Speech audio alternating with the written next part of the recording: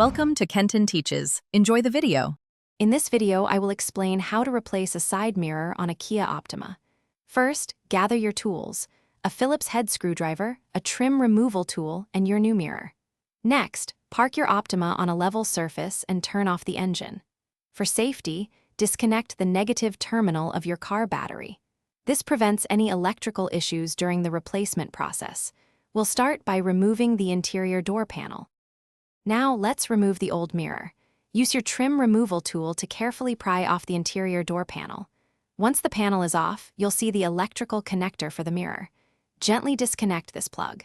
Then, locate the 3 or 4 mounting bolts or nuts that hold the mirror in place. Use your screwdriver or wrench to loosen and remove these fasteners. With the bolts out, the old mirror assembly can be carefully removed from the door. With the old mirror removed, it's time to install the new one. Carefully position the new mirror assembly onto the door frame, aligning the mounting holes. Insert and tighten the mounting bolts or nuts to secure it firmly. Make sure not to over-tighten them. Next, reconnect the electrical connector to the new mirror.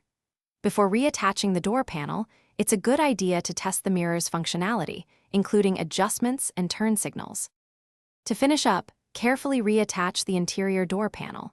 Make sure all the clips snap back into place and that the panel is flush with the door. Reconnect the negative terminal of your car battery.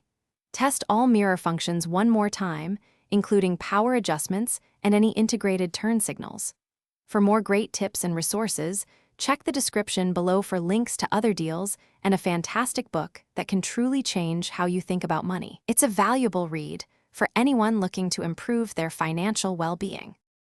Thanks for watching. Please subscribe if this video was helpful.